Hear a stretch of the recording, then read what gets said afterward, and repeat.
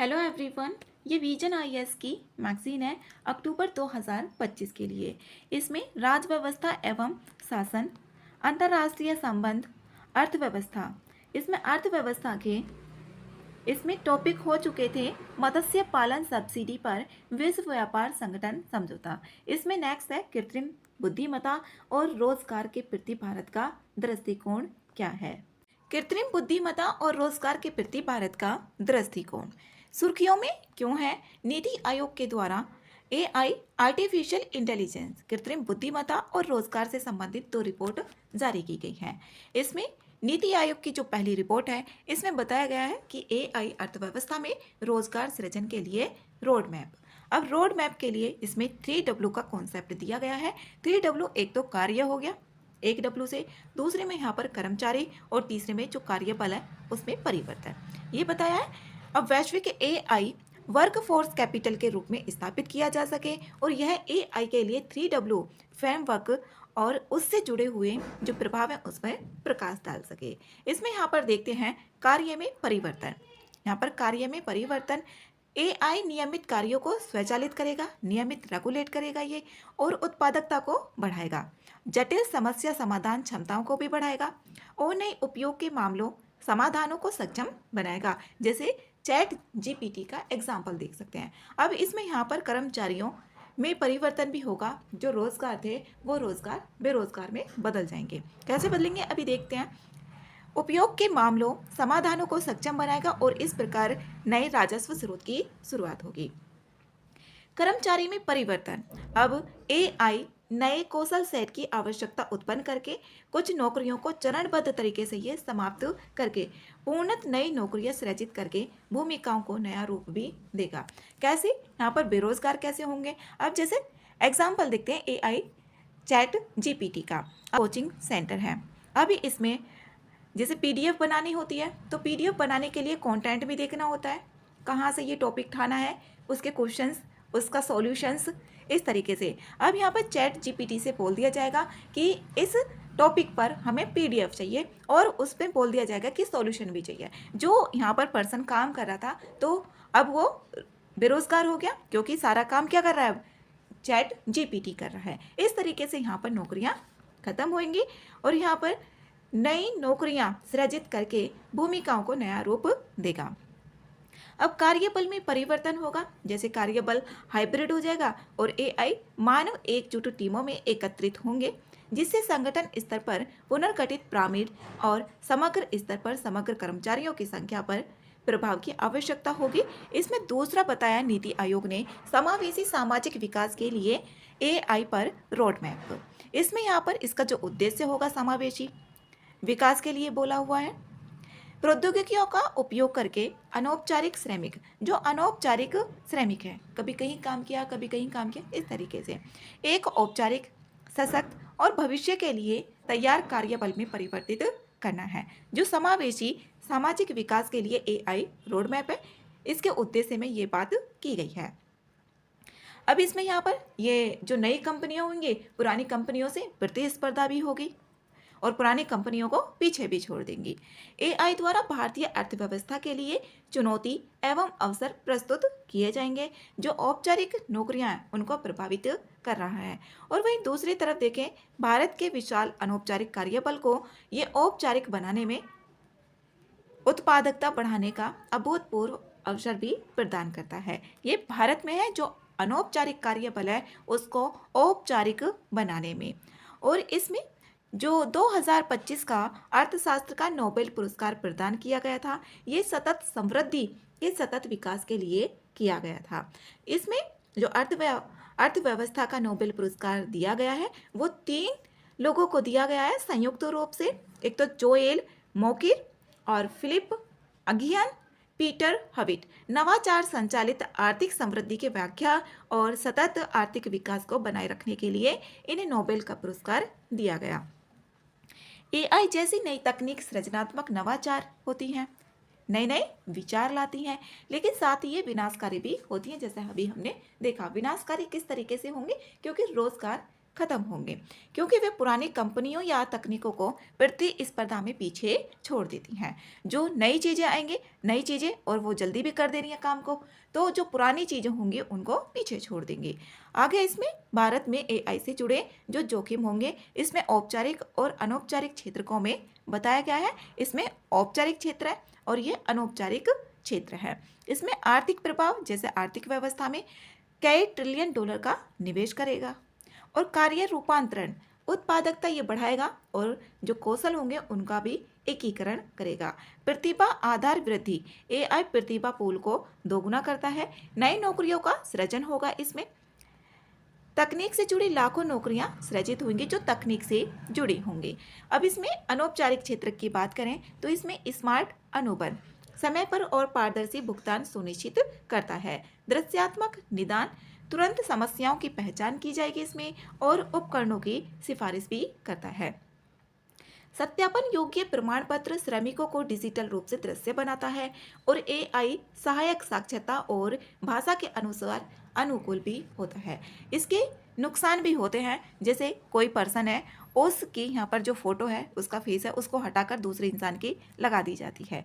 लेकिन इसको पहचानने के भी तरीके होते हैं, किस किस तरीके से हम लिपस्टिक्स, जो उसके लिप है, उससे पहचान सकते हैं। उसका जो फेस है और बॉडी का गेस्चर है, उससे भी पहचाना जा सकता है। ये भी इसके नुकसान है एआई के। परिचालन संबंधी जोखिम, जो परिचालन संबंधी जोखिम है, इसमें उच्च नौकरी विस्थापन जोखिम होगा। भारत में देखें, औपचारिक क्षेत्र की लगभग 60% से अधिक जो नौकरियां हैं, ये बताया जा रहा है कि 2030 तक ऑटोमेशन, स्वचालन के खतरे में है। 60% से अधिक नौकरियां 2030 तक वो खतरे में है कि हट जाएंगी। और विशेष रूप से आईटी और बिजनेस प्रोसेस आउटसोर्सिंग, बीपीओ। अब यहाँ पर बीपीओ का देखते हैं, बीपीओ क्या होती है। ये एक कंपनी होती है जो बीपीओ होगी। जैसे एक कंपनी है और वो कुछ जो कार्य होते हैं, जैसे मान लेते हैं कॉल सेंटर हो गया, पैरोल, डेटा एंट्री होगी, एचआर हो गया, तो वो दूसरी कंपनी को यहाँ पर आउटसोर्स कर देती है, जो भी इसके काम होंगे। अब इससे फ़ायदा क्या होता है इस कंपनी को ये फ़ायदा होगा कि खर्च भी कम हो जाएगा और क्वालिटी भी सुधर जाएगी। ये जो यहाँ पर दूसरी कंपनी होगी उसको दे देती है थर्ड पार्टी को, ठेके पर दे देना ऐसे भी बोल सकते हैं, जिससे कंपनी अपने मुख्य कामों पर ध्यान दे सके। और आईटी की बात करें, यहाँ पर आईटी और बिजनेस प्रोसेस आउटसोर्सिंग बीपीओ की बात की गई है। आईटी जैसे कंप्यूटर, सॉफ्टवेयर, हार्डवेयर और इंटरनेट से जो जुड़े काम होते हैं उनको देखती है। और बीपीओ आईटी सेवाओं का इस्तेमाल कर सकता है। जो बीपीओ होगा ये आईटी सेवाओं का इस्तेमाल कर सकता है। जैसे यहाँ पर कोई कंपनी है, उसके जो काम है उनको थर्ड पार्टी को या दूसरी कंपनी को वो आउटसोर्स कर देगी, वही होता है। रिपोर्ट में यह स्पष्ट किया गया है कि सामान्य व्यवसाय दृष्टिकोण से, जो सामान्य व्यवसाय दृष्टिकोण है, इससे नौकरियों की अपरिवर्तनीय हानि हुई है। ये बताया है कि जो नौकरी है उसमें हानि हुई है, प्रतिस्पर्धात्मकता में कमी आई है और सामाजिक व्यवधान में उसका भी जोखिम उत्पन्न हुआ है। प्रतिभा प्रवासन की बात करें तो ये भारत में एआई पेशेवरों के लिए शुद्ध प्रतिभा प्रवासन दर नकारात्मक हो गई है। 10,000 पर -1.55% दर्ज की गई, जिससे उच्च कौशल वाले पेशेवरों के विदेश चले जाने का जोखिम है। अब इसमें देखते हैं ये शुद्ध प्रतिभा प्रवासन दर क्या है। ये नकारात्मक हो गई है अभी 10,000 पे, ये है -1.55। अब यहाँ पर एक होता है अप्रवासी, एक अप्रवासी होगा और एक होता है उत्प्रवासी। इसी में जो शुद्ध प्रतिभा प्रवासन, फिर इससे पता चलेगा कि क्या होता है। अब जैसे कोई देश है, अब मान लेते हैं हम भारत, ये भारत है और यहाँ पर यूएसए है। अब यहाँ से भारत से बाहर गए, बाहर से यहाँ से बाहर गए, भारत से जो भी जैसे वैज्ञानिक गए और यूएसए में गए। किसी देश या क्षेत्र में रहने वाले लोग जो होते हैं आप्रवासी बोलते हैं, और यहाँ से यूएसए में गए और यूएसए में जाएंगे तो उसको बोल देंगे उत्प्रवासी, और जो भारत से गए यूएसए में उसको बोलेंगे आप्रवासी। तो वाले जो प्रतिभाशाली लोगों की संख्या के बीच में जो भी अंतर आता है ना दोनों के बीच में, उसी को यहाँ पर शुद्ध प्रतिभा प्रवासन बोलते हैं। अब यहाँ पर जैसे कि यहाँ पर भारत है और ये यूएसए है, ये इंडिया और यूएसए है। अब यहाँ से भारत से बाहर की तरफ जा रहे हैं लोग, जैसे साइंटिस्ट मान लिए, साइंटिस्ट गए और वहीं पे रह जाते हैं वो, तो अब अगर यूएसए से जाएंगे तो उसको बोलेंगे उत्प्रवासी, यूएसए से बाहर जा रहे हैं। प्रतिभाशाली लोगों की संख्या के बीच में जो भी अंतर आता है उसी को बोला जाता है यहाँ पर शुद्ध प्रतिभा प्रभाषण दर। जैसे 1000 लोगों में ये मापा जाएगा कि सकारात्मक और नकारात्मक, अगर ज़्यादा लोग आ रहे हैं तो सकारात्मक होगा और ज़्यादा लोग यहाँ से जा रहे हैं तो वो नकारात्मक होता है। अप्रवासी लोग वो होंगे जो किसी देश में आकर बसते हैं, जैसे यूएसए में आकर बस गए, भारत से गए, जैसे साइंटिस्ट का एग्जाम्पल मान लिया, डॉक्टर का एग्जाम्पल मान लिया। और उत्प्रवासी जो भारत यूएसए से भारत में वापस चले गए, तो इसको बोलेंगे यहाँ पर नकारात्मक हुआ ये। आगे इसमें संरचनात्मक जोखिम, शिक्षा और कौशल की कमी। पाठ्यक्रम भारतीय शैक्षणिक पाठ्यक्रम अक्सर वैश्विक स्तर की तुलना में पिछड़ जाते हैं, क्योंकि इनमें वैश्विक स्तर की तुलना में विशिष्ट शोध गहन पाठ्यक्रम पर अपेक्षाकृत कम ध्यान दिया जाता है। इसमें बताया कि जो भारतीय शैक्षणिक पाठ्यक्रम है वो वैश्विक स्तर की तुलना में पिछड़े हुए हैं, पिछड़ जाते हैं, क्योंकि वैश्विक स्तर की तुलना में उसमें विशिष्ट शोध गहन पाठ्यक्रमों को उस पर कम ध्यान दिया जाता है।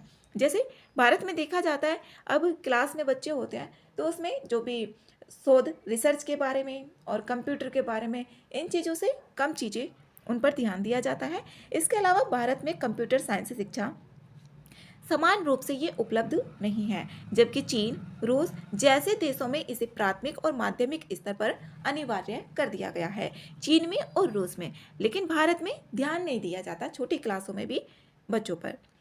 शोध में पिछड़ापन, भारत एआई से संबंधित शोध प्रकाशनों के उद्धरणों में काफ़ी पीछे है। यहाँ पर भारत का इसमें आंकड़ा भी दिया हुआ है जो एआई पेटेंट होते हैं। एआई पेटेंट जैसे एआई से जुड़े, एआई आर्टिफिशियल इंटेलिजेंस से जुड़े आविष्कारों के लिए मिलने वाली जो कानूनी संरक्षण होता है, जैसे मशीन लर्निंग मॉडल होता है, एआई संचालित हार्डवेयर के लिए जो भी पेटेंट प्राप्त करना होता है ना, उसी को बोलते हैं एआई पेटेंट। इसकी भारत की जो हिस्सेदारी है 2010 में ये 8 से 10% से गिरकर 2023 में 5% हो गई है। ये भारत का आंकड़ा दिया गया है यहाँ पर, महत्वपूर्ण और ये मेंस के लिए इम्पोर्टेंट है। महत्वपूर्ण प्रतिभा की आपूर्ति मांग में भी अंतर है। जैसे वर्तमान एआई क्षेत्र में देखें, केवल मौजूदा मांग का ये 50% ही पूरी करती है और बढ़ती मांग के बावजूद यह अंतर और भी बढ़ने की संभावना है। अनौपचारिक श्रमिकों के लिए विश्वास की कमी देखी गई और यहाँ पर अनुपस्थिति भी। इसमें प्रणालीगत पहुंच और उपयोगिता अंतराल भी देखा गया।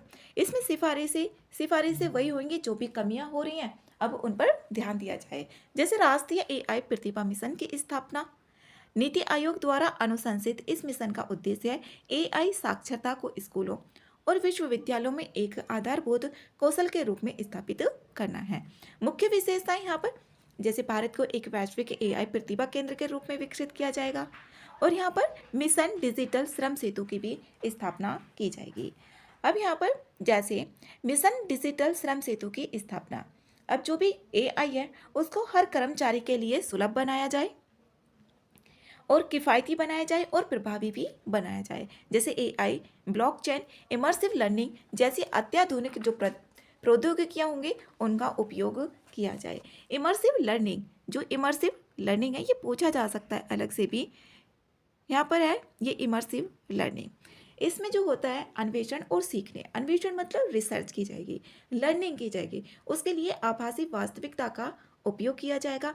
और इसमें जैसे कोई बच्चा है, अब इसमें आभासी वर्चुअल तरीके से बताया जाता है। अब कोई बच्चा है, उसने पूछा कि अंतरिक्ष के बारे में, वो अंतरिक्ष के बारे में सीखना चाहता है, तो उसको हम बता सकते हैं कि यहाँ पर सौरमंडल में इस तरीके से तुम इस तरीके से उड़ सकते हो, ये कर सकते हो, इस तरीके से उसको सिखाना। यही होता है इमर्सिव लर्निंग, गहन शिक्षण, उसके बारे में ज़्यादा से ज़्यादा बताना।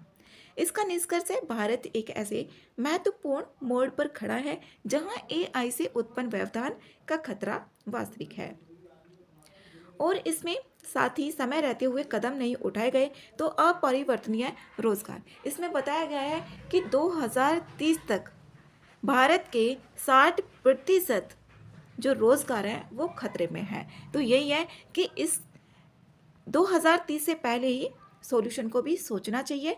और राष्ट्रीय एआई प्रतिभा मिशन और मिशन डिजिटल श्रम सेतु के प्रभावी कार्यान्वयन के माध्यम से एक एकीकृत, त्वरित और मिशन संचालित प्रतिक्रिया देकर तथा नई एआई भूमिका की संभावनाओं का लाभ उठाकर भारत एक वैश्विक एआई अग्रणी देश के रूप में उभर सकता है। इसमें राष्ट्रीय एआई प्रतिभा मिशन, ये इसकी स्थापना नीति आयोग के द्वारा की गई राष्ट्रीय एआई प्रतिभा मिशन की, और इसका जो उद्देश्य है वो एआई साक्षरता को स्कूलों, विश्वविद्यालयों में एक आधारभूत कौशल के रूप में स्थापित करना है। जो भी स्कूल और विश्वविद्यालय में जो भी स्टूडेंट्स होंगे उनमें एक कौशल, स्किल स्थापित की जाए। और मिशन डिजिटल श्रम सेतु ये एक व्यापक श्रेणी है जिसमें चैटबॉट, डिजिटल सहायक और डिजिटल कर्मचारी जैसे जो भी प्रयोग किए जाएंगे वो शामिल हैं। और इसमें एआई का प्रयोग किया जाएगा जिससे स्किल सीखने में आसानी भी होगी। अगला है इसमें महत्वपूर्ण खनिज पुनर्चक्रण को बढ़ावा देने के लिए प्रोत्साहन योजना। ये एक इंसेंटिव योजना है जो भी खनिज पुनर्चक्रण को बढ़ावा देने के लिए सुर्खियों में रही है। खान मंत्रालय ने महत्वपूर्ण खनिज पुनर्चक्रण को बढ़ावा देने के लिए प्रोत्साहन योजना के लिए एक विस्तृत दिशा निर्देश जारी किए हैं। अब इसमें देखें जो मंत्रालय होगा, पूछा जा सकता है कौन सा मंत्रालय होगा, खान मंत्रालय होगा। और राष्ट्रीय महत्वपूर्ण खनिज मिशन का ये एक भाग है। ये जो योजना है ना, पुनर्चक्रण, खनिज पुनर्चक्रण को बढ़ावा देने के लिए प्रोत्साहन योजना, ये इसका एक महत्वपूर्ण भाग है, राष्ट्रीय महत्वपूर्ण खनिज मिशन। और मंत्रालय इसमें खान मंत्रालय होगा। इसका उद्देश्य देश में जो पात्र अपशिष्ट प्रवाह से महत्वपूर्ण खनिजों के पृथक्करण और निष्कर्षण के लिए पुनर्चक्रण क्षमता के विकास को प्रोत्साहित करना है। इसकी अवधि 6 वर्ष तक होगी, ये 2025 से 2031। और इसमें जो खर्च किए जाएंगे रुपए वो होंगे 1500 करोड़ रुपए। इसमें यहाँ पर ई अपशिष्ट, लिथियम आयन बैटरी, स्क्रैप और अन्य स्क्रैप जैसे आयु पूरी कर चुके हों वाहनों से उत्प्रेरक जो कन्वर्टर्स इसमें शामिल होंगे, जो पात्रता फीड स्टॉक है ये होगा। इसमें यहाँ पर आगे बताया है कि जो 27 महत्वपूर्ण खनिज है ये उनको कवर करती है। इस तरीके का पहले भी सवाल पूछा गया है कि इसमें कौन कौन से खनिज में यहाँ पर जैसे महत्वपूर्ण खनिज है कौन कौन से कवर किए जाते हैं। जैसे इसमें एंटीमनी होगा, cadmium, cobalt, gallium, graphite, lithium, nickel, niobium, दुर्लभ जो भूतत्व होते हैं। अब दुर्लभ भूतत्व कौन कौन से होते हैं? दुर्लभ भूतत्व उनको बोला जाता है जो प्रकृति में तो हैं लेकिन उन्हें आसानी से खनन नहीं किया जा सकता, उनको बोलते हैं जो दुर्लभ भूतत्व। जैसे यूरेनियम और इसको थोरियम को छोड़कर शामिल हैं। दुर्लभ भूतत्व भी इसमें शामिल है लेकिन इसमें यूरेनियम और थोरियम शामिल नहीं है। लाभार्थी कौन कौन होगा? बड़े और छोटे नए पुनर्चक्रणकर्ता जिसमें स्टार्टअप्स भी शामिल होंगे। प्रोत्साहन तंत्र की बात करते हैं, जैसे पूंजीगत व्यय। जो पूंजीगत व्यय होता है, पूंजीगत जैसे भूमि हो गया, भवन, मशीनरी, उपकरण खरीदने, उसे उन्नत करने पर दी जाने वाली जो वित्तीय सहायता होती है उसी को ही बोलते हैं यहाँ पर पूंजीगत व्यय। जैसे मशीन हो गई, अब मशीन होगी, मशीन जैसे मशीन है अब उससे बहुत सारी चीज़ें बनाई जा रही हैं तो ये यहाँ पर पूंजीगत हो गई, उसमें पूंजी। जैसे स्कूल हो गया, भवन हो गई, बैंकिंग हो गया, तो वो होते पूंजीगत में, जिससे बार बार चीज़ें बनती रहनी चाहिए। सरकारी या वित्तीय संस्थानों द्वारा व्यवसायों या व्यक्तियों को उनकी पूंजीगत लागत, भवन, भूमि, मशीनरी, उपकरण पर दी जाने वाली जो भी वित्तीय सहायता होती है उसी को पूंजीगत व्यय सब्सिडी कहा जाता है। और इसमें मशीनरी पर पूंजीगत व्यय के 20% तक सब्सिडी दी जाएगी। इसमें आगे परिचालनात्मक व्यय जो ओपेक्स सब्सिडी है, ये दूसरे वर्ष में 40% तक की सब्सिडी और 5वें वर्ष में 60% तक की सब्सिडी। ओपेक्स सब्सिडी पहले इसमें दी जाएगी 40% और फिर 5वें वर्ष में जो दी जाएगी वो 60% दी जाएगी। और ये 2026-27 से वित्त वर्ष 2020 से 31 तक होगी। प्रोत्साहन सीमा ये होती है जो इंसेंटिव दिए जा रहे हैं, जैसे किसी काम को करने के लिए बोला जा रहा है कि हम इसमें सहयोग करेंगे, आप इस काम को करो। प्रोत्साहन सीमा, इसके लिए जो कुल प्रोत्साहन है वो 50 करोड़ और छोटी संस्थाओं के लिए 25 करोड़ तक सीमित होगा। इनमें संचालन व सब्सिडी की अधिकतम सीमा 10 करोड़ और इसमें 5 करोड़ निर्धारित की गई है। यह है। इसमें आगे महत्वपूर्ण खनिजों के बारे में। महत्वपूर्ण खनिज जैसे प्राकृतिक रूप में ये पाए जाने वाले तत्व और यौगिक होते हैं। इसमें देश के आर्थिक विकास और राष्ट्रीय सुरक्षा के लिए आवश्यक होते हैं। इसमें यहाँ पर बताया कि खान मंत्रालय ने भारत के लिए 30 महत्वपूर्ण खनिजों की पहचान की है, जिसमें बिस्मथ, कोबाल्ट, तांबा, फास्फोरस, पोटास और दुर्लभ भूतत्व भी है। इसमें सिलिकॉन, टिन और टाइटेनियम आदि इसमें शामिल है। 30 महत्वपूर्ण जो खनिज हैं उनकी पहचान की गई है खान मंत्रालय के द्वारा।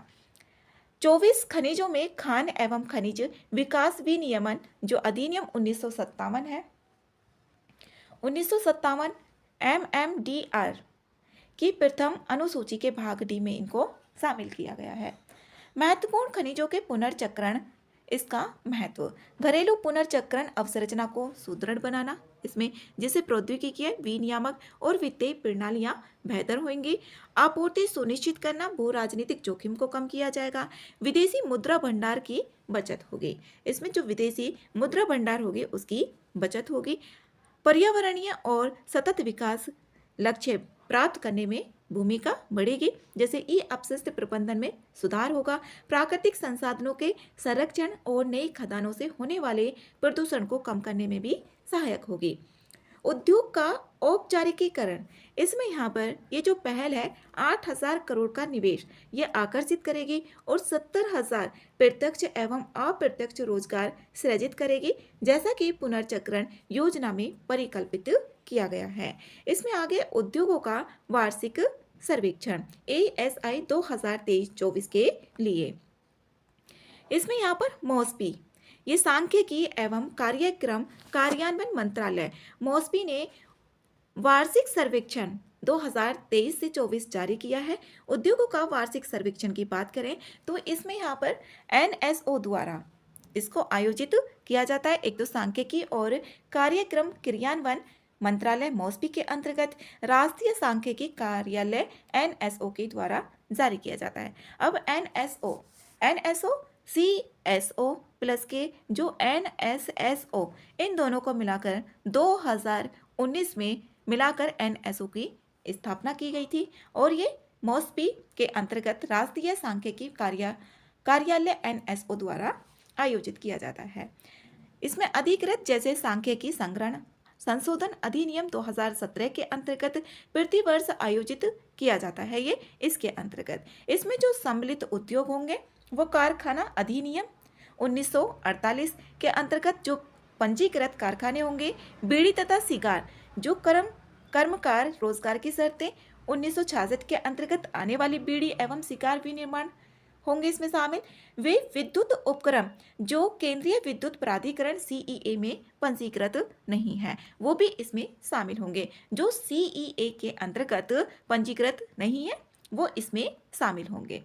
ऐसी इकाइयां जिनमें 100 या अधिक कर्मचारी कार्यरत हैं, जो राज्य सरकारों द्वारा तैयार एवं अनुरक्षित प्रतिष्ठानों के व्यवसाय रजिस्टर REE में पंजीकृत हैं वो भी इसमें शामिल होंगे। जिसमें ऐसी इकाइयां जिसमें 100 या उससे अधिक कर्मचारी कार्यरत हैं वो इसमें शामिल होंगे।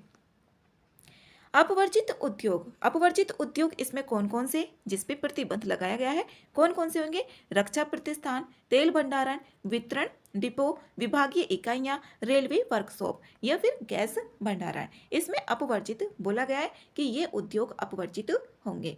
इसमें यहाँ पर सकल मूल्य वर्धित GVA, अब GVA की बात करें इसमें यहाँ पर सकल, ये क्रॉस वैल्यू एडिट इसकी फुल फॉर्म होती है। अब इसमें यहाँ पर जो GVA होता है ना, इसमें अलग अलग जो भी सेक्टर होते हैं, कौन सा सेक्टर कितनी ग्रोथ कर रहा है तो इसमें निकाल सकते हैं GVA में। और इसमें जो स्टार्टिंग में कॉस्ट कितनी थी और लास्ट में कॉस्ट कितनी थी, तो उसमें से इसको घटा दिया जाएगा। जो इंटरमीडिएटरी इसमें कॉस्ट आती है उसको माइनस कर दिया जाता है, तो वही होता है GVA। जो इंटरमीडिएटरी कॉस्ट होती है उसको घटा दिया जाएगा। जैसे आलू था और चिप्स बना दिया, तो यहाँ पर इनके बीच में कितनी कॉस्ट आई उसको घटाने पर जो भी वैल्यू आ जाती है वो GVA होती है। अब इसको इसलिए घटा दिया जाता है जिससे उसकी दोहरी गणना ना हो। अब यहाँ पर एग्जाम्पल देख लेते हैं। जैसे कि गन्ना है वो 20 रुपये का था। अब फिर उससे यहाँ पर ये 20 रुपये का गन्ना है, अब इससे हमने शक्कर बनाई, यहाँ पर 50 रुपये हो गया इसका। अब फिर यहाँ पर अब जो शक्कर है इससे यहाँ पर आइसक्रीम बनाएंगे उसमें, तो ये होगी 100 रुपये की।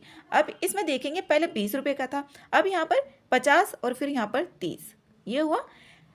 तो इसमें जो इंटरमीडिएटरी कॉस्ट आ रही है ना वो 80 रुपये आई, तो इसको माइनस कर देंगे तो वही होगी इंटरमीडिएटरी कॉस्ट। GVA इसको बोला जाता है। अब इसमें उत्पादन प्रक्रिया द्वारा सृजित अतिरिक्त मूल्य के रूप में परिभाषित किया जाता है। इसकी गणना कुल उत्पादन में से जो कुल आगत के मूल्य को घटाकर की जाती है। निवल मूल्य वर्धित NVA इसकी गणना कुल उत्पादन में से कुल आगत और मूल्य ह्रास को, जो भी आगत और जो भी मूल्य ह्रास हुआ, जो भी हानि हुई, जैसे अब कोई मशीन है, अब ये खराब होगी तो इसको सही कराने में जो भी हानि हुई, इससे हानि हुई, पैसे लगे इसमें, उसको भी इसमें माइनस कर दिया जाता है। निश्चित पूंजी की बात करें, जैसे अचल संपत्तियां वो संपत्तियां होती हैं जो एक स्थान से दूसरी जगह नहीं जाती हैं। जैसे अब घर है, ये घर है हमारा बना हुआ, तो अब ये दूसरे स्थान पर नहीं जा सकता, तो यहीं रहेगा। घर हो गया, इमारतें हो गई, उसी को बोला जाता है अचल संपत्तियां या फिर निश्चित पूंजी। उत्पादक जीवन 1 वर्ष से अधिक होता है। उदाहरण के लिए पट्टे पर दी गई भूमि, भवन, संयंत्र और मशीनरी आदि सहित भूमि। और यह लेखा वर्ष के समापन दिवस पर कारखाने के स्वामित्व वाली अचल संपत्तियों के मूल्य ह्रास को दर्शाता है। इसमें अपवर्जित उद्योग भी हमने देख लिया कि क्या क्या इसमें शामिल नहीं है। इसमें आगे ASI 2023-24 रिपोर्ट के प्रमुख निष्कर्ष क्या हैं। इसमें GVA की बात करें तो पिछले वर्ष की तुलना में मूल्य, जो वर्तमान मूल्यों पर 11.89% की वृद्धि दर्ज की गई है। और इसमें शीर्ष जो 5 उद्योग हैं कौन कौन से हैं? मूल धातु, मोटर वाहन, रसायन एवं रासायनिक उत्पाद, खाद्य उत्पाद, औषधीय उत्पाद सबसे बड़े योगदानकर्ता थे। और शीर्ष उत्पाद की बात करें GVA के अनुसार शीर्ष 5 राज्य है, जैसे इसमें है महाराष्ट्र 16%, फिर गुजरात, तमिलनाडु, कर्नाटक और उत्तर प्रदेश। जो ASI सर्वेक्षण 2023-24 की रिपोर्ट है उसके अनुसार ये 5 राज्य शीर्ष है। और औद्योगिक उत्पादन इसमें पिछली वर्ष की तुलना में 5.80 से अधिक की वृद्धि भी दर्ज की गई है। औद्योगिक उत्पादन में रोजगार वृद्धि, इसमें देखें रोजगार वृद्धि 5.7 मिलियन से अधिक अतिरिक्त नौकरियां प्रदान की गई। 2023-24 में रोजगार में इसमें 5.92% की वृद्धि हुई है, करीब करीब 6% की मान सकते हैं वार्षिक वृद्धि की गई है। अब इसमें शीर्ष 5 राज्य कौन कौन से जिसमें वृद्धि हुई है? तमिलनाडु, गुजरात, महाराष्ट्र, उत्तर प्रदेश, कर्नाटक ने रोजगार के मामले में सबसे अधिक योगदान दिया है इन राज्यों के द्वारा। शीर्ष 5 राज्य हैं, पूछा जा सकता है। इसमें आगे संक्षिप्त सुर्खियां है। पहला टॉपिक है RBI ने 6 सदस्यीय भुगतान विनियामक बोर्ड का गठन किया है। भुगतान विनियामक बोर्ड, अब जो भुगतान विनियामक बोर्ड होता है ये भारत की एक डिजिटल भुगतान प्रणाली होती है। जैसे UPI हो गया, नेफ्ट हो गया, RTGS हो गया।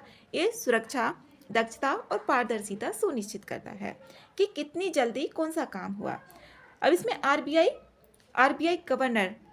गवर्नर होते थे पहले। इसमें एक यहाँ पर आगे दिया हुआ है जो ये था भुगतान एवं निपटान प्रणाली विनियमन एवं पर्यवेक्षण बोर्ड, इसके स्थान पर इसको लाया गया है।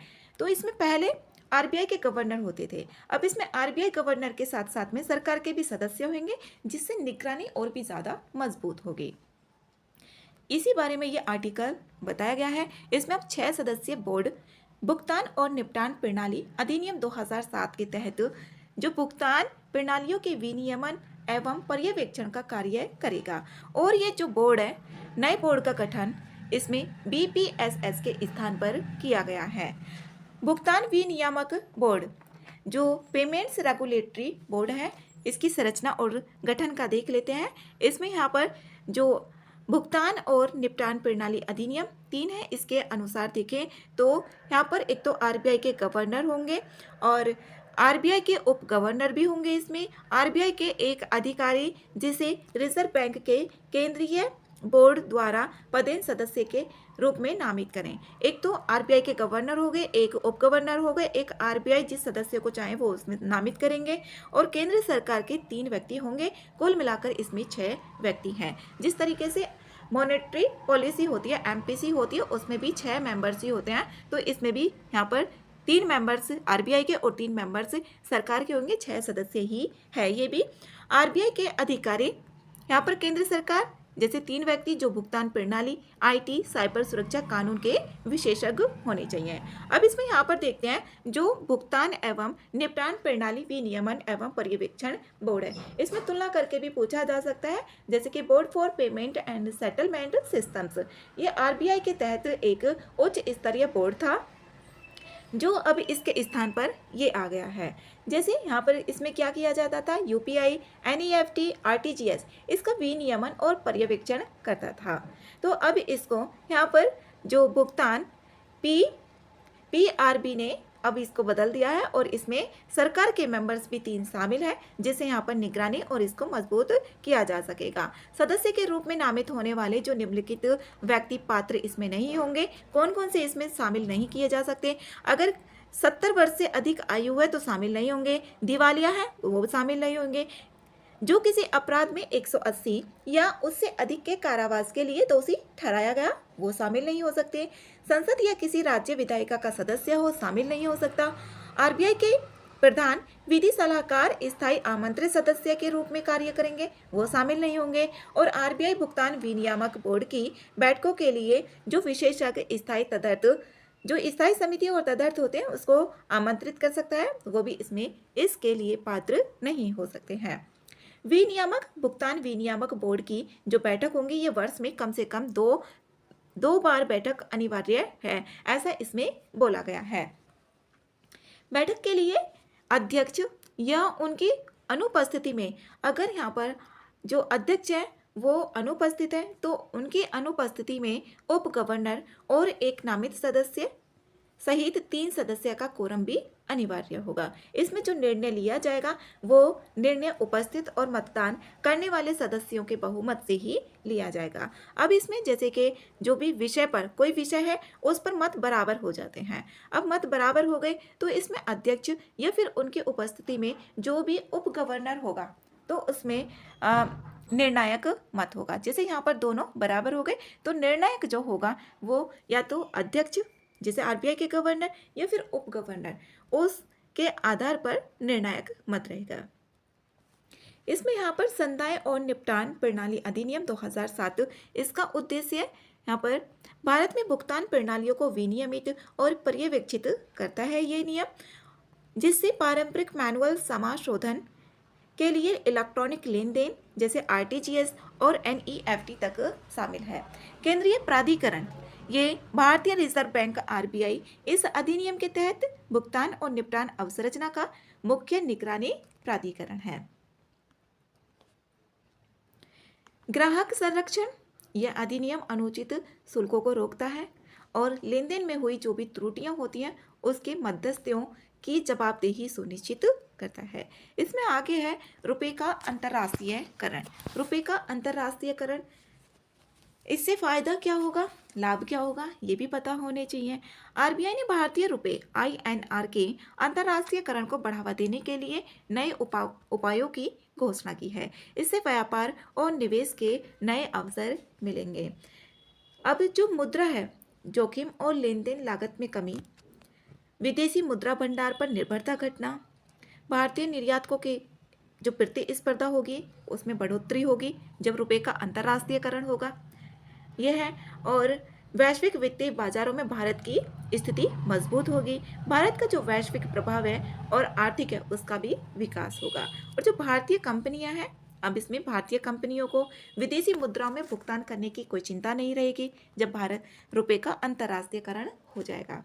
अब जो भारतीय कंपनियां हैं, अगर कोई अपना वो सामान भेज रही हैं बाहर या ला रही हैं, तो उनको डॉलर में चेंज करना पड़ेगा। तो अब यहाँ पर उनको कोई टेंशन नहीं होगी जो विदेशी मुद्रा में भुगतान करने की, और मुद्रा बदलने की भी ज़रूरत नहीं होगी जब, क्योंकि रुपए का अंतर्राष्ट्रीयकरण हो जाएगा और विदेशी मुद्रा भंडार पर निर्भरता भी कम होगी। जो विदेशी मुद्रा भंडार है अभी रिजर्व करके रखना पड़ता है।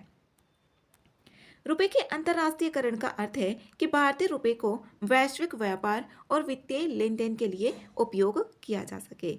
ये वैश्विक व्यापार के लिए। अब इसमें अनिवासियों को भारतीय रुपए में ऋण लेना, जो यहाँ पर अनिवासी हैं, भारत में प्राधिकृत डीलर बैंकों और उनकी विदेशी शाखाओं को बैंक सहित भूटान, नेपाल और श्रीलंका के निवासियों को भारतीय रुपए में ऋण देने की अनुमति होगी। इसमें पारदर्शी रेफरेंस रेट, जो रेफरेंस रेट स्थापित किया जाएगा। रेफरेंस रेट जैसे ये नियमित रूप से अद्यतन किए जाने वाली ब्याज दरें होती हैं जो सार्वजनिक रूप से उपलब्ध होती हैं। जो रेफरेंस रेट होती हैं ये रेगुलेट होती रहती हैं, ब्याज दरें होती हैं और ये पब्लिकली अवेलेबल होती हैं सभी के लिए। इसमें फाइनेंशियल बेंचमार्क इंडिया लिमिटेड, जो FBIL, प्रमुख वैश्विक मुद्राओं के सापेक्ष रुपए के लिए पारदर्शी रेफरेंस रेट विकसित की जाएगी, जिसे RBI अमेरिकी डॉलर और यूरो, जापानी येन और स्टर्लिंग के लिए रेफरेंस रेट प्रकाशित करता है। इसमें यहाँ पर स्पेशल रुपी वॉस्ट्रो अकाउंट्स SRVS का उपयोग बढ़ेगा। इसमें ये क्या होता है, इसमें जो भारतीय बैंक होते हैं उनमें विदेशी बैंकों द्वारा खोले गए जो भी खाते होते हैं उनको बोला जाता है स्पेशल रुपी वॉस्ट्रो अकाउंट्स। जो भी विदेशी बैंक होंगे, विदेशी बैंकों द्वारा खोले गए खाते भारतीय बैंकों में। अब इसका लक्ष्य है ये डॉलर या अन्य विदेशी मुद्राओं को निर्भरता कम करना होता है और भारत के व्यापारिक भागीदारों के लिए रुपए में व्यापार को आसान बनाता है। SRVA के बैलेंस को केवल केंद्र सरकार की प्रतिभूतियों में निवेश करने की अनुमति थी इससे पहले, और अब यहाँ पर बोला हुआ है कि कॉरपोरेट बॉन्ड्स और कमर्शियल पेपर्स जो होते हैं उनमें भी निवेश कराने के लिए किया जा सकता है। उससे पहले केवल केंद्र सरकार की जो प्रतिभूतियाँ होती थी उनमें ही निवेश किया जा सकता था।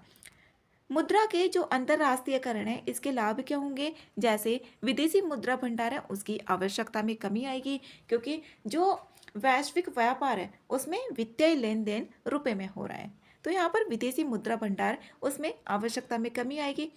विनिमय दर जोखिम में कमी होगी और अमेरिकी डॉलर के उतार चढ़ाव और वैश्विक तरलता दबावों से सुरक्षा प्रदान करेगा। ये आर्थिक स्वायत्तता सुनिश्चित करना और व्यापारिक प्रभाव में भी वृद्धि होगी। इसमें स्पेशल रुपी वॉस्ट्रो अकाउंट्स SRVAS के बारे में दिया हुआ है। ये एक ऐसा खाता होता है जिसमें विदेशी बैंक द्वारा भारतीय बैंक में खोला जाता है, जिससे व्यापारिक लेन देन रुपए को विदेशी मुद्रा में बदलने बिना सीधे भारतीय रुपए में ही निपटान किया जा सके। इसमें बदलने की अनुमति मतलब बदलने का जरूरत नहीं पड़ेगी। इसमें आगे NBFCs के लिए स्वयं विनियामक संगठन, जो self regulatory organisations for NBFCs। अब इसमें NBFCs और जो बैंक होते हैं उसमें भी यहाँ पर डिफरेंस होता है। जैसे जो NBFCs होती हैं ये जो डिमांड डिपॉजिट होती हैं वो स्वीकार नहीं करती और ये RBI के द्वारा नियंत्रित होती है, रिजर्व बैंक ऑफ इंडिया के द्वारा, और इनकी जो भूमिका होती है आर्थिक विकास में महत्वपूर्ण भूमिका ये निभाती है, मोस्टली अगर देखा जाए तो वित्तीय समावेशन में। और ये RBI का जो एक्ट है 1934 1934 एक्ट के तहत इन्हें रेगुलेट किया जाता है। और जो फिक्स्ड डिपॉजिट होती है, सावधि जमा जिसको बोला जाता है, तो ये स्वीकार कर सकते हैं, ये चेक को जारी नहीं कर सकती। SLR और CRR को रखने की इनको ज़रूरत नहीं होती है। तो ये कई बार क्वेश्चन इस तरीके से पूछा गया है कि NBFCs के बारे में, क्या ये फिक्स्ड डिपॉजिट कर सकती हैं जमा और डिमांड डिपॉजिट कर सकती हैं, चेक जारी कर सकती हैं, इन्हें किस एक्ट के अंतर्गत रेगुलेट किया जाता है और इनकी क्या भूमिका होती है। अब इसमें यहाँ पर RBI ने NBFCs की निगरानी के लिए वित्त उद्योग विकास परिषद जो FIDC है उसको स्वयं विनियामक संगठन का दर्जा प्रदान किया है। इसको स्वयं विनियामक संगठन का दर्जा प्रदान कर दिया है और ये गैर बैंकिंग वित्तीय कंपनियों का प्रतिनिधित्व निकाय है जो FIDC है। इसमें यहाँ पर SRO के बारे में देखते हैं। SRO इसका उद्देश्य उस क्षेत्र के विकास, सुधार, पारदर्शिता के लिए काम करना है जिसका वह प्रतिनिधित्व करता है और व्यापक वित्तीय प्रणाली के भीतर उद्योग से संबंधित महत्वपूर्ण चिंताओं का भी समाधान करने का इसका उद्देश्य होगा, जो स्वयं विनियामक संगठन है। इसका कानूनी आधार है, इसका कानूनी आधार जैसे कि विनियमित संस्थाएं हैं RES के लिए स्वयं विनियामक संगठन को मान्यता देने के लिए RBI का व्यापक एक फ्रेमवर्क 2024 है। SRO की पात्रता, ये कंपनी अधिनियम 2013 की धारा 8 के तहत पंजीकृत एक गैर लाभकारी कंपनी के रूप में किया जाएगा इसका पंजीकृत इसको, और इसकी जो पर्याप्त नेटवर्थ होनी चाहिए, इसके शेयर होल्डिंग अलग अलग संस्थाओं के पास होनी चाहिए, अपने क्षेत्र के प्रतिनिधि संस्था होनी चाहिए और कोई ऐसी संस्था SRO की चुकता शेयर पूंजी का ये 10% या उससे अधिक नहीं होगी। शेयर पूंजी का SRO की जिम्मेदारियां भी होंगी जैसे सदस्यों के प्रति और विनियामक के प्रति भी होंगी। गवर्नेंस फ्रेमवर्क जैसे आर्टिकल्स ऑफ एसोसिएशन, ये किसी कंपनी के अंतर्गत जो भी AOA आर्टिकल्स ऑफ एसोसिएशन, ये किसी कंपनी के आंतरिक कामकाज और प्रबंधन के लिए बनाए गए जो भी नियम कायदे होते हैं उसका एक दस्तावेज होता है आर्टिकल्स ऑफ एसोसिएशन। इसमें जो भी कंपनी है उसको किस तरीके से नियम होंगे, कायदे होंगे, उनका एक दस्तावेज होता है और इसमें दैनिक कामकाज, आंतरिक प्रबंधन को नियंत्रित किया जाता है जो भी कंपनी के कामकाज होते हैं। इसमें निदेशक मंडल में अध्यक्ष सहित कम से कम 1/3 सदस्य स्वतंत्र होंगे। इसमें यहाँ पर गैर बैंकिंग वित्तीय कंपनियों के बारे में बताया गया है। ये 1956 या कंपनी अधिनियम 2013 के तहत पंजीकृत होती हैं और कार्य इसमें ये ऋण देने की गतिविधियों में संलग्न होना, सरकार या स्थानीय प्राधिकरण द्वारा जारी शेयर, स्टॉक्स, बॉन्ड, डिबेंचर, प्रतिभूतियों का अधिग्रहण करना, ये भी करती हैं। अब इसमें शेयर की बात करें, जैसे कोई कंपनी है, ये कंपनी है तो इसमें शेयर बांट दिए जाते हैं बराबर मूल्य को भी या अलग अलग करके भी। तो यहाँ पर किसी कंपनी में ये एक स्वामित्व का एक छोटा सा हिस्सा होता है जो निवेशकों को कंपनी का आंशिक मालिक बनाता है। जैसे यहाँ पर ये एक कंपनी है, इसमें से शेयर बना दिए गए। अब इसमें हमने मान लिया कि 10,000 शेयर हैं इस कंपनी में, 10,000 शेयर है इस कंपनी में। अब किसी इंसान ने लिए 100 शेयर इसमें से ले लिए, तो 100 शेयर अब वो इस कंपनी का जो आंशिक मालिक होगा, क्योंकि 100 शेयर अब निकाले 10,000 का तो ये 1% होगा, तो इसकी इस कंपनी में जो हिस्सेदारी होगी ना 1% है, तो इसमें ये मालिक हुआ आंशिक मालिक, तो उसी को ही बोला जाता है शेयर। अब इसमें स्टॉक्स और बॉन्ड्स जो होते हैं ये एक तरीके का कर्ज होता है, सिक्योरिटी इसमें ज़्यादा होती है, और जो डिबेंचर होते हैं ना उसमें वो रिस्की ज़्यादा होते हैं। डिबेंचर और बॉन्ड्स में यही डिफरेंस होता है। प्रतिभूतियाँ, इसमें यहाँ पर जो NBFC में ऐसी कोई संस्था शामिल नहीं होगी जिनका मूल कारोबार कृषि कार्य है। इसमें कौन कौन सी शामिल नहीं होगी, ये इंपॉर्टेंट है। कृषि कार्य, औद्योगिक गतिविधि, किसी वस्तु की खरीद बिक्री, प्रतिभूतियों के अलावा अथवा कोई सेवा प्रदान करना या अचल संपत्ति की खरीद बिक्री निर्माण है, ये सारी चीज़ें इसमें शामिल नहीं होंगी। बैंकों के विपरीत NBFC ये देय जमा राशियाँ स्वीकार नहीं कर सकती है। जो देय जमा राशियाँ होती है, डिमांड डिपॉजिट होती हैं, ये केवल जो फिक्स्ड डिपॉजिट होती हैं उसको जारी कर सकती हैं, स्वीकार कर सकती हैं। ये भुगतान और निपटान प्रणाली का हिस्सा नहीं होती हैं। जो भुगतान और निपटान प्रणाली होती है उसका हिस्सा नहीं होंगी। ये अपने ग्राहकों को चेक भी जारी नहीं कर सकती है, जैसे हमने अभी पहले देख लिया था। स्थिति 2024 तक के आंकड़े के अनुसार देखें तो RBI में 9,000 से अधिक की अभी तक NBFCs पंजीकृत है। 2024 तक का ये आंकड़ा है। इसमें नेक्स्ट है RBI एकीकृत ओम्बड्समैन योजना जो एकीकृत ओम्बड्समैन योजना 2021 की है। केंद्रीय और राज्य सहकारी बैंकों को रिजर्व बैंक एकीकृत ओम्बड्समैन योजना 2021 के दायरे में लाया गया है। अब इसमें जो ओम्बड्समैन होता है, ओम्बड्समैन इसका उद्देश्य यही होता है जैसे आरबीआई द्वारा विनियमित संस्थाओं जैसे बैंक हो गए, एनबीएफसीज हो गई और जो फिनटेक कंपनियां होती हैं उनके द्वारा दी जाने वाली जो सेवाएं हैं उनमें कमी से जुड़ी ग्राहकों को शिकायतों का त्वरित, लागत प्रभावी और निशुल्क समाधान किया जा सके, वही होता है यहाँ पर ओम्बड्समैन योजना 2021।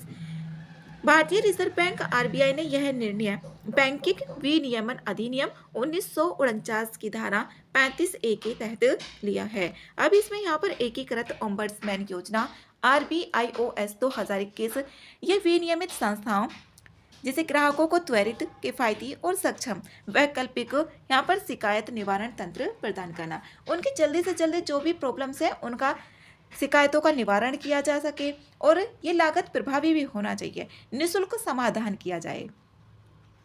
इसमें सभी वाणिज्यिक बैंक, क्षेत्रीय ग्रामीण बैंक, अनुसूचित जो प्राथमिक शहरी सहकारी बैंक होंगे। अब इसमें अनुसूचित प्राथमिक शहरी सहकारी बैंक ये छोटे शहरी सहकारी बैंक होते हैं जो आरबीआई एक्ट 1934 की दूसरी अनुसूची में सूचीबद्ध नहीं होते हैं। उन्हें बोला जाता है यहाँ पर जो ये गैर अनुसूचित प्राथमिक शहरी सहकारी बैंक होते हैं। गैर अनुसूचित प्रथम शहरी सहकारी बैंक, इसकी बात है यहाँ पर जो 1934 का एक्ट आरबीआई का उसकी दूसरी अनुसूची में सूचीबद्ध नहीं होंगे, उन्हें ही यहाँ पर गैर अनुसूचित प्राथमिक शहरी बैंक बोला जाएगा। और वे अनुसूचित बैंकों की तरह कुछ विशेष लाभ जैसे आरबीआई से सीधी मदद भी नहीं मांग सकते हैं।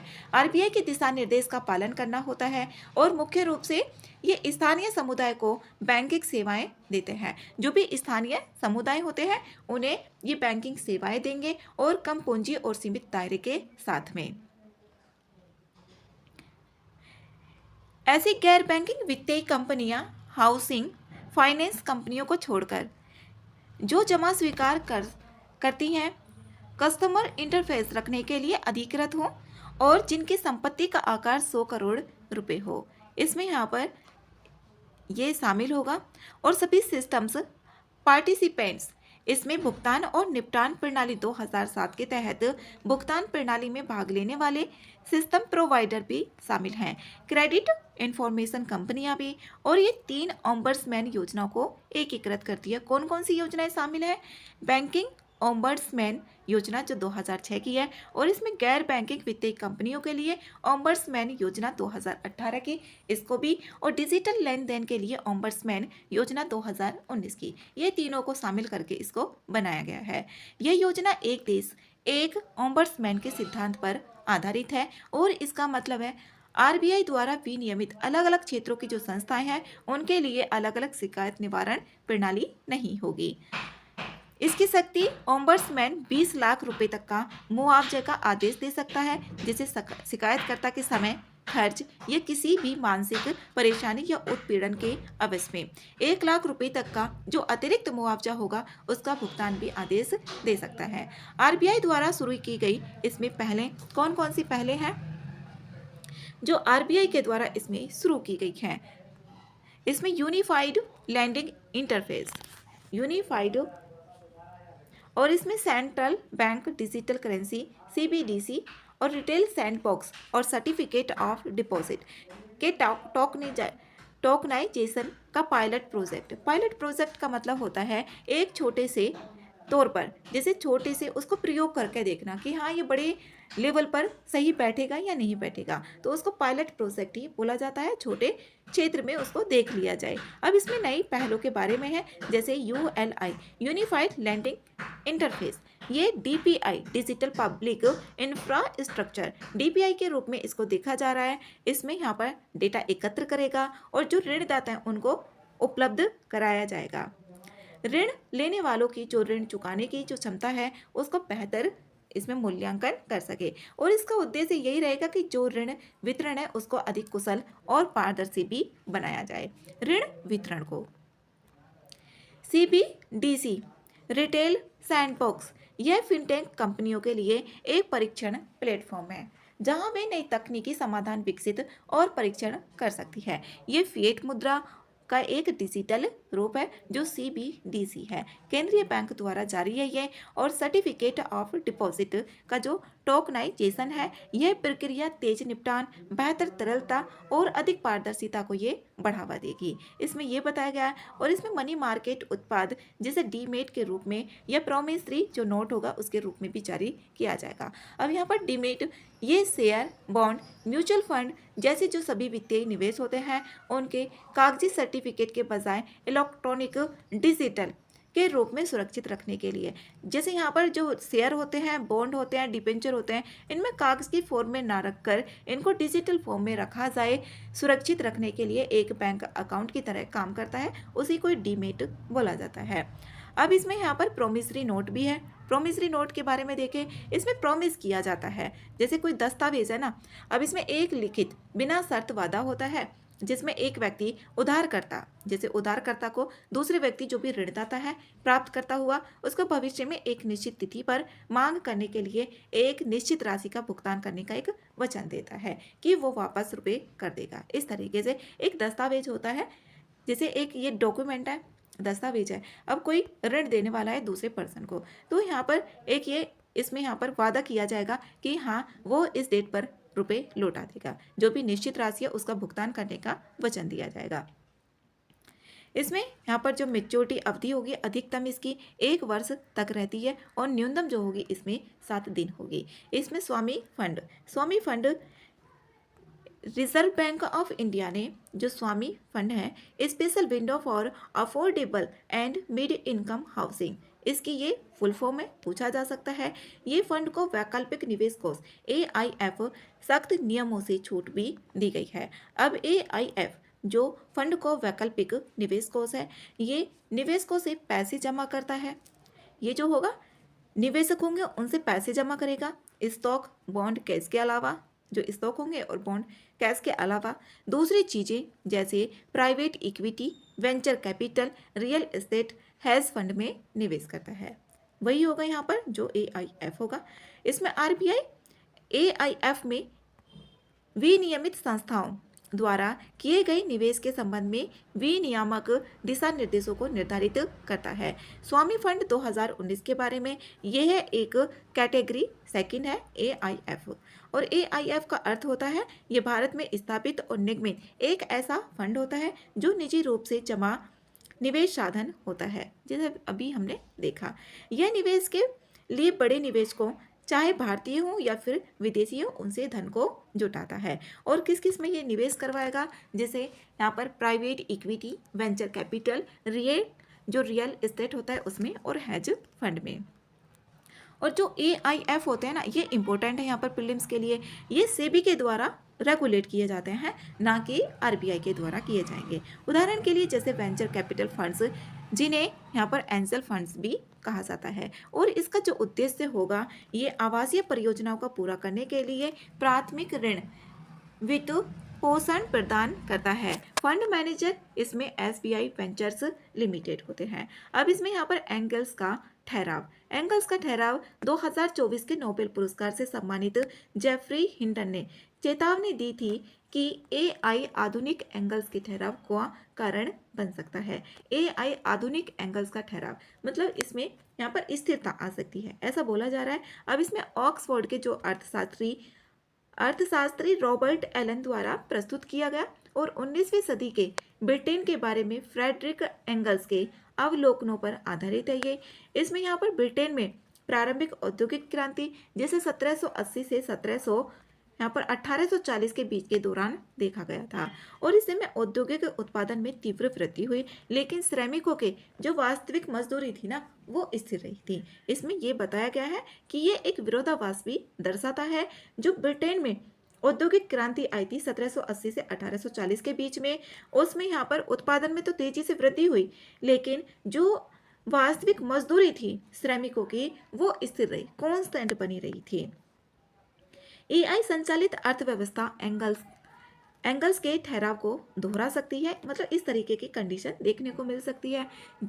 जहां आर्थिक विकास तो होता है लेकिन उसके लाभ असमान रूप से वितरित होते हैं। अब जैसे एआई है, अब इसका यहाँ पर उत्पादन तो होगा, चीजें तो होंगी, जो आर्थिक अर्थव्यवस्था है वो बढ़ेगी, लेकिन जो रोजगार है वो कम हो जाएंगे। और जो जहाँ पर एक काम को दो तीन लोग करके कर रहे थे, जैसे पीडीएफ कोई और बना रहा था, और भी बहुत सारी चीजें होती हैं, सॉल्यूशन कोई और निकाल रहा था, टेस्ट पेपर कर रहा था, तो अब यहाँ पर चैट जीपीटी से बोल दिया जाए, एआई चैट जीटीपी से कि हाँ हमें ये चाहिए, तो वहाँ से चीजें मिल जाती हैं। तो यहाँ पर चीजें तो बढ़ेंगी। तो यहाँ पर बोला जा रहा है कि एंगल्स का ठहराव को ये दोहरा सकती है। इसमें दृष्टिकोण जैसे ऐतिहासिक औद्योगिक क्रांति, आधुनिक एआई संचालित अर्थव्यवस्था, यहाँ पर परिवर्तन के उत्प्रेरक मशीन और भाप ऊर्जा और एआई संचालित, ये पहले की है जो ऐतिहासिक है, और ये आधुनिक की बात की जा रही है। इसमें ये कृत्रिम बुद्धिमत्ता, स्वचालन और मशीन लर्निंग, ये 1780 से 1740 के 1840 के बीच में थी। 2020 से 2030 तक अनुमानित है। और उत्पादकता जो प्रवृत्ति है, ये तीव्र औद्योगिक विकास, कृत्रिम बुद्धिमत्ता, स्वचालन के माध्यम से उत्पादन में वृद्धि। वेतन प्रतिक्रिया की बात करें तो वास्तविक वेतन स्थिर, इसमें यहाँ पर निम्न मध्यम कौशल वाले जो श्रमिक होंगे उनका वेतन स्थिर या कम हो गया है। जिनके पास निम्न और मध्यम कौशल विकास है वो। लाभ का वितरण पूंजीपतियों और आविष्कारकों को यहाँ पर लाभ पहुंचाता, इसमें प्रौद्योगिकी जो कंपनियां उनको पहुंचेगा, निवेशक और उच्च कौशल वाले जो एआई श्रमिक हैं उनको लाभान्वित होंगे।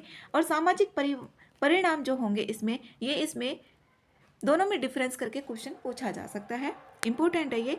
सामाजिक परिणाम, इसमें शहरी असमानता और श्रमिक अशांति उत्पन्न हुई थी। इसमें कौशल ध्रुवीकरण, नौकरियों का विस्थापन होगा। यहाँ पर एक स्थान से दूसरे स्थान, मतलब पहले किसी और चीज में संलग्न थी कंपनियां, अब किसी और में होंगी। नौकरियों का विस्थापन, क्षेत्रों और देशों के बीच में असमानता उत्पन्न होगी।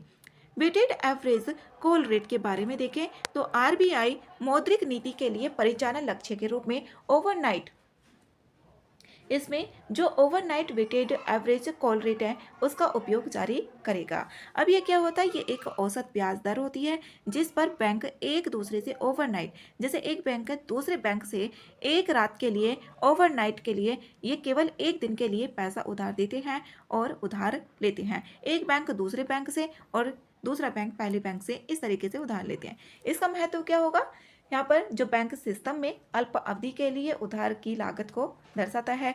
और आरबीआई को यह निगरानी करने में मदद मिलती है कि बैंकों के लिए फंड प्राप्त करना कितना आसान है या फिर कठिन है, यहाँ पर यही बताया गया है। इसमें आगे है विश्व आर्थिक परिदृश्य। जो विश्व आर्थिक परिदृश्य है इसे IMF के द्वारा जारी किया जाता है, इस रिपोर्ट को। और ये भारत की जीडीपी, इसमें बताया गया है कि 2025-26 के लिए भारत की जो जीडीपी समृद्धि दर होगी वो 6.6% रहेगी, और पहले बताया गया था कि 6.4% का अनुमान था। और ये जो रिपोर्ट है 2026 से 27 में भारत की समृद्धि दर 6.2% रहेगी। ये बस अनुमान लगाए जा रहे हैं। और यहाँ पर जो वैश्विक आर्थिक समृद्धि है 2024 में 3.3% से घटकर 2025 में 3.2% और 2026 में 3.1% का अनुमान है। विश्व आर्थिक परिदृश्य, वर्ल्ड इकोनॉमिक आउटलुक रिपोर्ट, इसे IMF के द्वारा जारी किया जाता है और ये वर्ष में 2 बार जारी की जाती है। तो ये अनुमान है, खाली ये IMF के द्वारा जारी किया जाएगा और विश्लेषण एवं इसमें अनुमान प्रस्तुत करती है। वैश्विक वित्तीय स्थिरता रिपोर्ट, ये भी यहाँ पर जो ग्लोबल फाइनेंशियल स्टेबिलिटी रिपोर्ट है इसे भी IMF के द्वारा ही जारी किया जाता है। ये अप्रैल 2025 में जारी की गई। IMF की जो अन्य रिपोर्ट है, ये एक तो अभी ऊपर वर्ल्ड इकोनॉमिक आउटलुक था और फिस्कल मॉनिटर, ये IMF के द्वारा ही जारी की जाती है। इसका उद्देश्य क्या है, वैश्विक वित्तीय बाजारों को नियमित तौर पर आकलन करना, संकट उत्पन्न होने पर पहले संभावित प्रणालीगत जो जोखिम होते हैं उनकी पहचान करना, उन बिंदुओं पर देखा जाता है। और भी यहाँ पर है जैसे कठोर वैश्विक वित्तीय स्थितियां देखी जाती हैं और प्रमुख भू राजनीतिक जोखिम घटनाओं की भूमिका भी देखी जाती है। PM SETU Pradhan Mantri skilling and employability transformation through upgraded, PM SETU, इसके बारे में देखें तो इसे 4 अक्टूबर 2025 में पीएम मोदी जी के द्वारा इसको शुरू किया गया, पीएम सेतु को। ये 4 अक्टूबर 2025 का है और इसका उद्देश्य देश भर में जो 1000 से ज़्यादा सरकारी औद्योगिक प्रशिक्षण हैं, जो आईआईटीज हैं, उसका आधुनिकीकरण करना है। 1000 से अधिक जो भी सरकारी यहाँ पर आईटीआई, आईआईटी नहीं, आईटीआई, उनका आधुनिकीकरण करना है, जिससे युवाओं को वैश्विक कौशल की जरूरतें के हिसाब से प्रशिक्षित किया जा सके कि अब आधुनिक ज़रूरतें क्या हैं। ये पहले की ज़रूरतों के अनुसार है, लेकिन जो आधुनिक ज़रूरतें हैं उनके अनुसार इनको प्रशिक्षण करना है, इनका आधुनिकीकरण करना है। उसी से रिलेटेड है पीएम सेतु योजना। अब इसका उद्देश्य औद्योगिक विकास को बढ़ावा देना होगा और आत्मनिर्भर भारत के संकल्प को भी मजबूत करना होगा। इसमें यह है, इस योजना को कौशल विकास एवं उद्यमशीलता मंत्रालय के अधीन लागू किया गया है 4 अक्टूबर 2025 को और यह एक केंद्र प्रायोजित योजना है। ये केंद्र प्रायोजित योजना है, ना कि केंद्रित योजना है। सेंट्रल सेक्टर्ड योजना नहीं है। सेंट्रल सेक्टर्ड योजना जो होती है उनमें पूरी हिस्सेदारी सेंट्रल गवर्नमेंट की होती है और ये जो केंद्र प्रायोजित योजना सेंट्रल, ये स्पॉन्सर्ड योजना, इसमें सेंट्रल गवर्नमेंट और जो स्टेट गवर्नमेंट्स होती हैं इसमें दोनों की हिस्सेदारी होगी। केंद्र प्रायोजित योजना और ये 60,000 करोड़ रुपए की केंद्र प्रायोजित योजना है। इसमें 1000 सरकारी जो औद्योगिक प्रशिक्षण संस्थाएं हैं उनका आधुनिक और उद्योग के अनुकूल प्रशिक्षण संस्थाओं में रूपांतरित करना है। अब इसमें यहाँ पर जैसे hub and spoke model, hub and spoke model की बात करें, जैसे यहाँ पर सेंटर है, जैसे कोई शहर है, अब यहाँ पर ग्रामीण है, ये ग्रामीण क्षेत्र है, तो यहाँ पर ये मेन ये हो गया हब और जो ये इनको बोला जाएगा ना, यहाँ से जो भी चीज़ों की ज़रूरत ली जा रही है यहाँ पर ये हब, ये तो हो गया हब और ये हो गए सब स्पोक, इसी को बोला जाता है हब एंड स्पोक मॉडल। केंद्रीयकृत प्रबंधन नेटवर्क सुरक्षा और निगरानी को इसमें सुव्यवस्थित किया जाता है, जिससे सुरक्षा खतरों को कम किया जा सके। इसमें लॉजिस्टिक कंपनियों के लिए बेहतर निर्णय लेने में मदद करता है और इसमें जो भी सेवाएं होती हैं वो भी ली जा सकती हैं। अब जैसे यहाँ पर जो स्टॉक होंगे ये छोटे छोटे गोदाम होते हैं, ये यहाँ पर बड़े चीज़ होगी, जैसे अब ज़रूरत पड़ेगी यहाँ पर लाने के लिए तो यहाँ पर ये चीज़ें आ जाएंगी। ये बड़े यहाँ पर ये छोटे छोटे गोदाम होंगे और यहाँ पर बड़े होंगे। जैसे यहाँ पर मान सकते हैं छोटे अस्पताल माना जा सकता है और यहाँ पर बड़े अस्पताल। अब जो यहाँ पर बड़े अस्पताल होंगे, अब यहाँ पर जैसे छोटे अस्पताल हैं तो अगर कोई ज़्यादा प्रॉब्लम हुई तो यहाँ पर पहुँचा जा सकता है, और यहाँ पर कम हुई तो इनमें इस तरीके से सेवाएं दी जा सकेंगी। वही होता है यहाँ पर हब एंड स्पोक मॉडल के द्वारा लागू किया जाएगा। इसमें 200 हब ITIS को 800 स्पोक ITIS से जोड़ा जाएगा। इसमें 200 को इसमें 800 से जोड़ा जाएगा। उन्नत अवसंरचना, नवाचार व इंक्यूबेशन सेंटर्स, उत्पादन इकाइयों, प्रशिक्षक हेतु प्रशिक्षण सुविधाओं और प्लेसमेंट सेवाओं से लैस होगा। इसमें सारी जो भी सुविधाएं होंगी वो मिलेंगी। और जो स्पोक होंगे यहाँ पर ITIS, इन सुविधाओं एवं सेवाओं की पहुंच और उनका अधिक से अधिक विस्तार भी हो सकेगा, ज़्यादा से ज़्यादा विस्तार होगा। इस योजना के जो घटक होंगे, उद्योगों के साथ मिलकर नए मांग आधारित पाठ्यक्रम शुरू किए जाएंगे। क्लस्टर्स का मतलब होता है जो समूह होता है, और ये परिणाम आधारित प्रशिक्षण सुनिश्चित करने के लिए विश्वसनीय एंकर उद्योग भागीदारों के साथ स्पेशल पर्पस व्हीकल्स जैसे कोई संगठन है उसके द्वारा बनाई गई एक अलग जो कानूनी इकाई होती है, स्पेशल पर्पस, किसी पर्पस के लिए, जैसे कि कोई भी कंडीशन आई और उसके लिए कोई भी एक समिति बनाई गई और जैसे ही वो सॉल्व हो गई प्रॉब्लम, उसको हटा दिया जाता है। इस तरीके से ये काम करता है जो SPV होता है। ये वित्तीय जोखिम को अलग करने के लिए बनाया जाता है और ये मूल कंपनी द्वारा बनाई गई एक कंपनी होती है जो प्रॉब्लम को सॉल्व करती है। SPVS उसको बोला जाएगा। अब इसमें एंकर उद्योग कौन से होते हैं? जो एंकर उद्योग होते हैं जैसे कि निर्माण उद्योग, खुदरा उद्योग, मीडिया और मनोरंजन। यह कोई अकेला उद्योग नहीं होगा, बल्कि निर्माण, रिटेल, मीडिया, फाइनेंस, अलग अलग क्षेत्रों में ये विभिन्न उद्योगों को संदर्भित करता है, जैसे किसी चीज को स्थिरता, आकर्षण और जुड़ाव प्रदान करता है। एंकर मतलब कि फास्टनर्स, या बड़े आकर्षण वाले स्टोर होते हैं। इसका अर्थ होता है बड़े और प्रमुख उद्योग या कंपनियां जो किसी परियोजना या योजना के लिए भागीदार के रूप में कार्य करती है। दीर्घकालिक डिप्लोमा क्या होगा? अल्पकालिक पाठ्यक्रम और एग्जीक्यूटिव प्रोग्राम्स के लिए मार्ग खोले जाएंगे। इसमें जो 5 राष्ट्रीय कौशल प्रशिक्षण संस्थानों को मजबूत करना है वो है भुवनेश्वर उड़ीसा में, चेन्नई तमिलनाडु में, और यहाँ पर हैदराबाद तेलंगाना, कानपुर उत्तर प्रदेश, लुधियाना पंजाब में।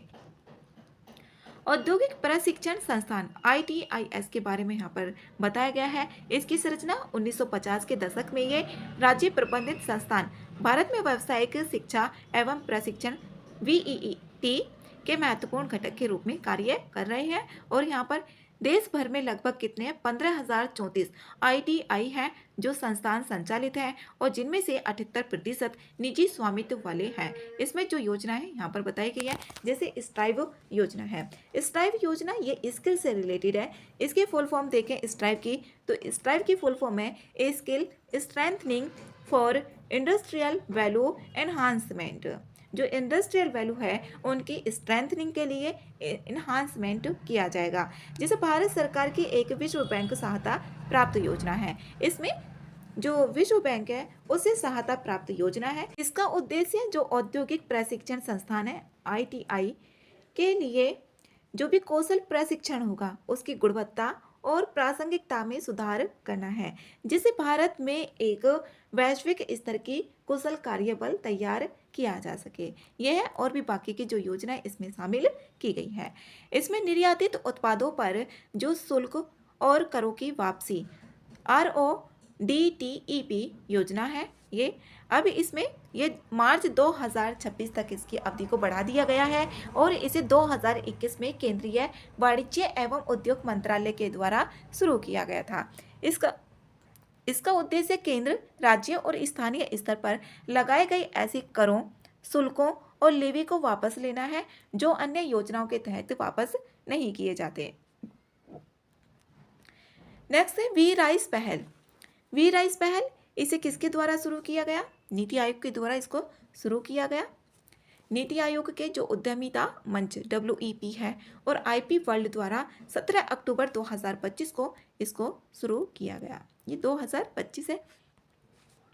वी राइस से जो मतलब है वो है women entrepreneur reimagining inclusive sustainable enterprises. We rise के बारे में यहाँ पर WEP ने इसे DP वर्ल्ड के साथ मिलकर अवार्ड टू रिवॉर्ड ATR पहल के तहत शुरू किया गया है। इसका उद्देश्य महिला उद्यमियों और महिलाओं द्वारा जो भी संचालित MSMEs है उनको वैश्विक स्तर पर व्यवसाय का विस्तार करने में मदद करना है। इसमें वी राइस पहल अगर आता है तो महिलाओं से रिलेटेड है ये, जो women entrepreneur we rise. Andaman basin में प्राकृतिक गैस की खोज की गई है। अंडमान बेसिन में अब अंडमान की इसकी स्थिति क्या है, कहाँ पर कौन सा इसकी राजधानी क्या है, कौन सा इसमें कितने आइलैंड्स हैं, वो इम्पोर्टेंट है प्रीलिम्स के लिए। पेट्रोलियम एवं प्राकृतिक गैस मंत्रालय ने बताया कि अंडमान द्वीप समूह के जो पूर्वी तट है उस पर तटरेखा पर 17 किलोमीटर दूर श्री विजयपुरम 2 कुएं में प्राकृतिक गैस खोजी है। ये किसने बताया? पेट्रोलियम एवं प्राकृतिक गैस मंत्रालय ने ऐसा बताया है।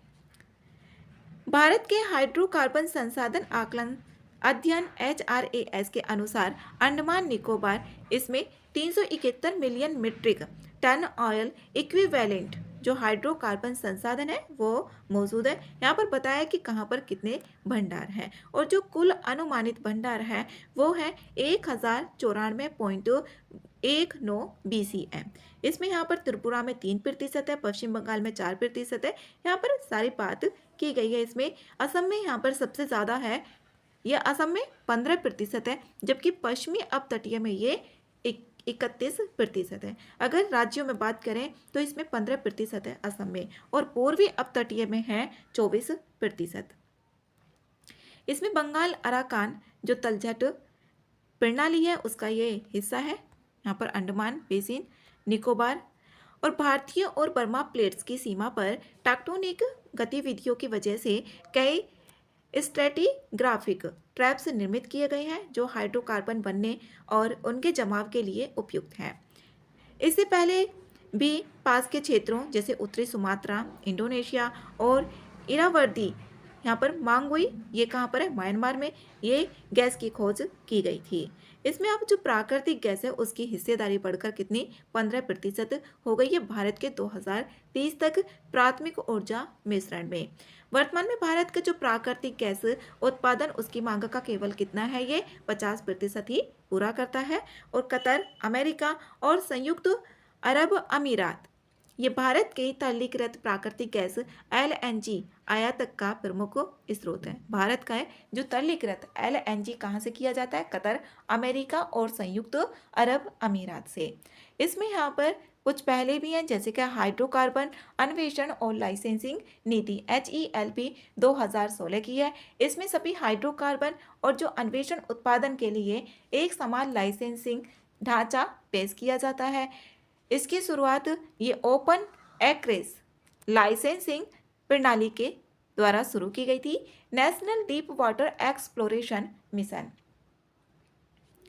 इसके तहत जो नई खोज करने और हाइड्रोकार्बन भंडार की पूरी तरह से दोहन करने के लिए अपतटीय बैशी, जो भी अपतटीय होते हैं, जो भी तट पर होते हैं वहाँ पर के तहत एक ओपन एक्रेस लाइसेंसिंग प्रणाली की शुरुआत की गई।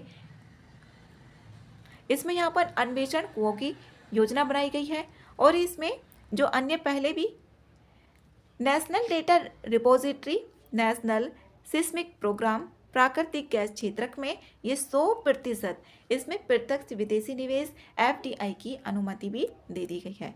इसमें आगे है राज्य खनन तत्परता सूचकांक, ये केंद्रीय खनन जो केंद्रीय खान मंत्रालय है उसके द्वारा इसको जारी किया गया है और इसका उद्देश्य है देश के खनन क्षेत्र के विकास में राज्यों के सापेक्ष योगदान को मापना, खनन क्षेत्र में सुधारों को प्रोत्साहित करना और राज्यों के प्रदर्शन का मूल्यांकन भी करना है। इसमें आगे है जो प्रमुख और गौण खनिज हैं, ये केंद्रीय खान मंत्रालय के द्वारा चूना पत्थर को प्रमुख खनिज के रूप में वर्गीकृत किया गया है। जो गौण खनिज होते हैं मतलब छोटे छोटे खनिज उसको, और यहाँ पर इसमें खान और खनिज विकास और विनियमन अधिनियम MMDR एक्ट 1957 के तहत 2 श्रेणियों में इसमें बांटा गया है खनिजों को, एक तो प्रमुख खनिज और दूसरे हैं इसमें गौण खनिज।